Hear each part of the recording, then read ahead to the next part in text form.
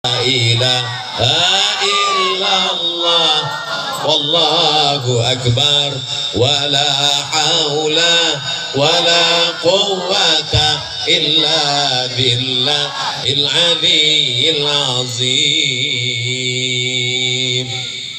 La salata liman lam yaqra bi fatihatil kitab. Siapa yang fatihahnya tidak benar maka solatnya tidak diterima Allah, karena solat itu ada rukunnya, dan diantara rukun solat adalah baca al-fatihah. Alhamdulillah, di mana-mana saya tausiah qorinya 1, di Cibeber qorinya 2, bisa connect dan sama, rambutnya beda, umurnya beda. Lama saya rekam ini, sebentar lagi diupload di Instagram Ustaz Abdul Somad Official.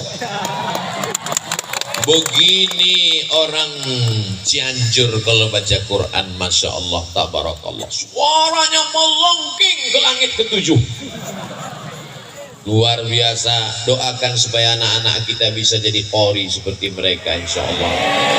Bisa menjadi penghafal Quran seperti Al-Mukarram Abi Dr. Amir Faisal, insya Allah. Amin. Allahumma ja'al abna'ana wa banatina min hufazil Quran wal hafizat. Bismillahirrahmanirrahim. Alhamdulillahi rabbil alamin. Ar-Rahmanir Rahim. Maliki yaumiddin. Iyyaka na'budu wa iyyaka nasta'in.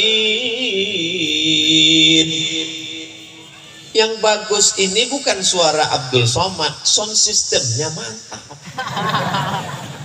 Jadi masjid-masjid itu mesti seimbang juga. Mikrofon ini modelnya 3, laron masuk.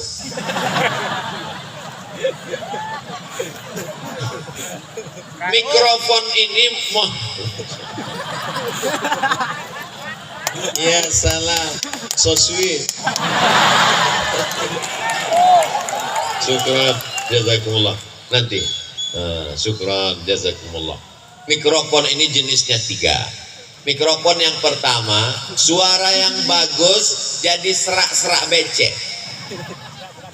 Qori internasional pun kalau ngaji di situ jadi serak. Mikrofon jenis yang kedua, kita bersuara urat leher hampir keluar, dia tetap kecil aja.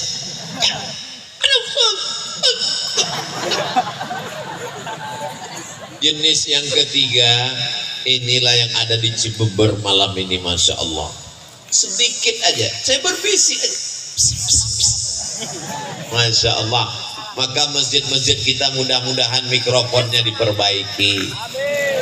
Saya pernah khutbah terpendek hari Jumat, khutbah pertama, khutbah kedua, sholat Jumat 4,5 menit. Begitu saya naik ke atas, assalamualaikum warahmatullahi wabarakatuh. Allahu akbar, Allahu akbar. Habis itu saya pun khutbah wa ala faman tabi'a. Ini kalau saya teruskan emosi saya yang naik. Nah, akhirnya saya baca rukun-rukunnya aja. Alhamdulillah wassalatu wassalamu ala rasulillah. Ya ayyuhalladzina amanu taqullaha usikum wa nafsi bitaqwallah. Allahumma firil muslimina wal muslimat. Saya pun duduk.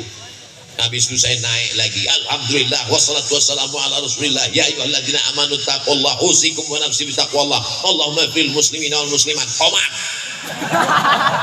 Allahu akbar, Allahu akbar. Asyhadu an la ilaha illallah.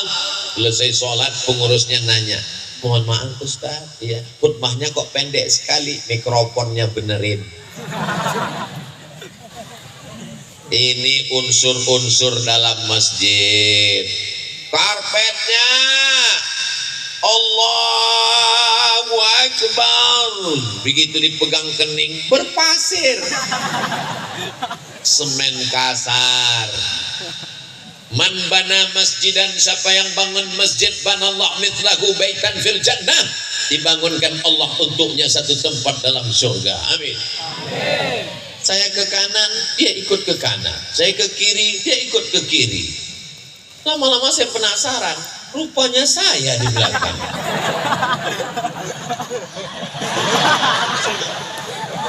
Ya Allah, jangan sampai ada jamaah yang moto, habis itu dia upload captionnya, temukan 8 perbedaan.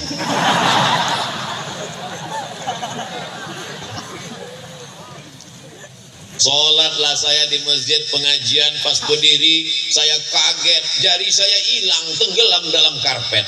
Mana kaki saya hilang.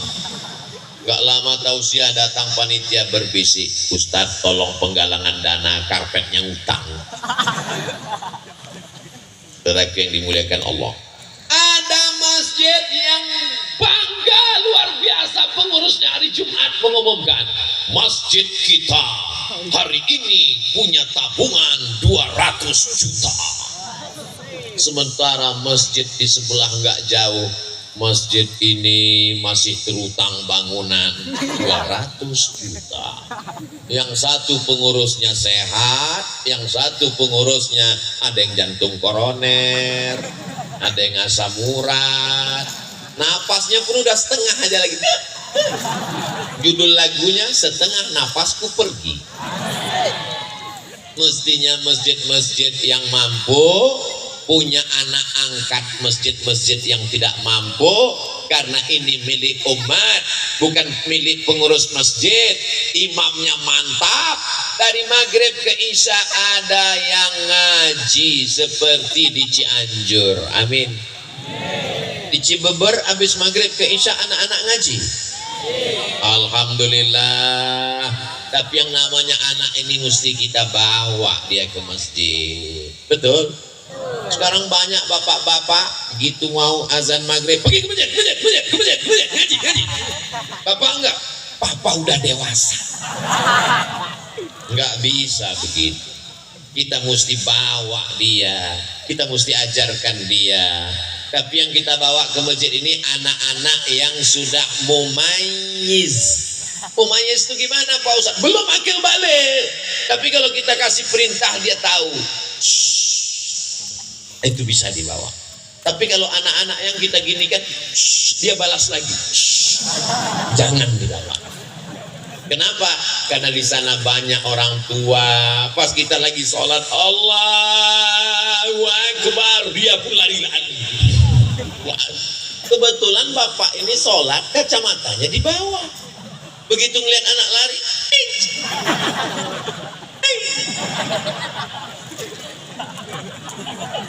akhirnya dia nggak khusyuk lagi, mau cepat aja salam. Assalamualaikum warahmatullah. Assalamualaikum warahmatullah. Anak kamu anak setan. Silaturahim jadi putus. Betul. Ustadz Somad, anak saya ini saya bawa. Kalau kamu giniin dia udah diam Pak Ustadz. Terus kamu letakkan di mana? Saya letakkan di samping saya. Terus apa yang terjadi? Jamaah di sebelah marah Pak Ustadz. Kenapa diletakkan di sini? Sebenarnya gimana sih Pak Ustadz? Anak kecil tidak memutus shaf dengan syarat dan ketentuan berlaku. Syarat pertama Pak Ustadz, yang pertama anak ini toharohnya benar, wudhunya benar. Yang kedua Pak Ustadz, ujung senapan angin sudah dipotong. Tapi kan nggak mungkin kita angkat satu petugas di pintu masjid untuk meriksa. Oh udah potong, silakan. Yang belum sini. Jadi maknanya gimana? Kata Syekh Atiyah Sofar dalam Fatwa Al-Azhar, maka untuk anak-anak yang belum sempurna wudhunya, saya lihat anak-anak MDA ini wudhu, dia buka keran air, nah dia ambil air, ini aja wudhu. Ini air itu ditendang-tendangnya aja gitu. Maka kita ajarkan, nah kelingkingmu mesti masuk ke dalam celah-celah jari. Ini tumitnya mesti diusap, digosok, jangan sampai kena. Masih ingatkah ibu kapan ngajari anak berwudu? Bapak masih ingat kapan mengajarkan anak kumur-kumur gosok gigi, istinsyak, matmabah, masuk air ke hidung? Nah, batas air wudu itu semua celah tumbuh rambut. Nah, ini tumbuh rambut ini. Oh, kalau gitu papa sampai ke atas ya, kan tumbuhnya di belakang. Lebih biar dimuliakan Allah Subhanahu wa taala. Dialog-dialog dengan anak inilah yang nanti akan mengingatkan dia di masa akan datang, termasuk malam ini. Malam ini akan menjadi sejarah buat anak-anak kita insyaallah. Amin.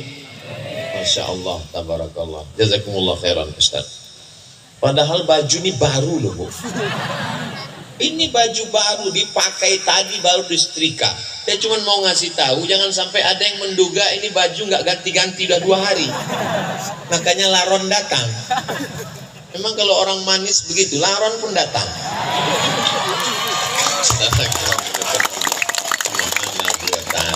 Ustadz aja kepedean.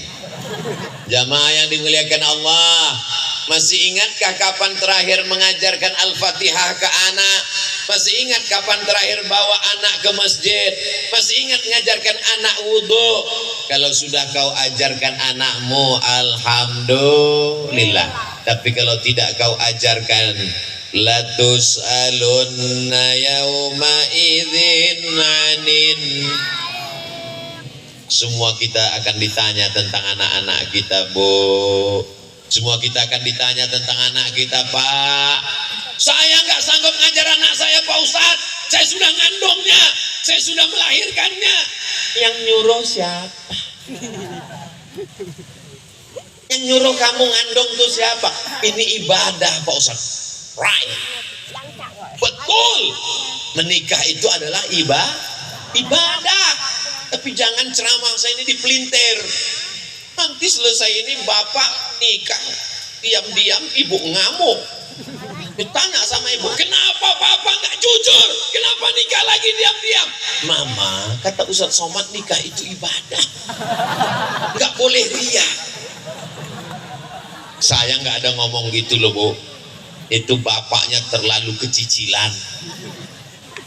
Saudara yang dimuliakan Allah Subhanahu wa taala, man ala salasa banatin, siapa yang membesarkan 3 anak perempuan, fa addabahunna, dia didik dengan baik, wa zawwajahunna, dia nikahkan dengan orang baik-baik, wa ahsana ilaihinna, dia buat baik sampai mati, falahul jannah, maka surgalah baginya.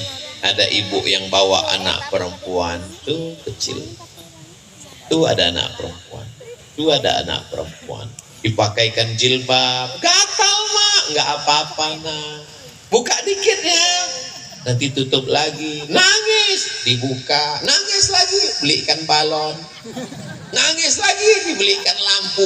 Begitulah ibu mendidik mereka. Mudah-mudahan ibu dapat amal jariah sampai hari akhirat nanti. Saya nggak sanggup ngajarin anak saya ngapal surat pendek, saya serahkan ke pesantren, saya serahkan ke rumah Quran. Begitu saya tes, coba baca dulu surat pendek nak. Bismillahirrahmanirrahim. Idzas samaa'u fatarat wa idzal kawakibu tasarat wa idzal biharu wa idzal quburu bu'zirat. Meleleh air mata saya Bu. Ya Allah, aku tabligh akbar di tengah lapang sanggup, tapi untuk ngajar anak kecil saya coba kemarin diundang di acara TK. Berikut ini mari kita dengarkan tausiah yang akan disampaikan oleh Tuan Guru Profesor Dr. Abdul Somad. Gak ada anak TK yang peduli.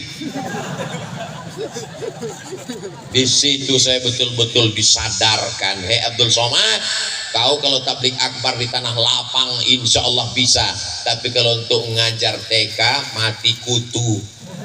Tapi ada ibu-ibu yang luar biasa. Jangan sepelekan guru anak-anak kita. Walaupun kau jenderal, walaupun engkau penguasa, walaupun engkau dokter spesialis, belum tentu bisa membuat anakmu menghafal ayat-ayat Al-Quran. Betul? Ada orang-orang yang diberikan Allah Subhanahu wa taala kelebihan. Begitu saya lihat anak saya hafal surat juz amma, surat-surat dalam juz 29, meleleh air mata saya. Ya Allah, saya datangi gurunya, mau mengucapkan terima kasih, saya mau cium tangannya, enggak jadi karena gurunya perempuan.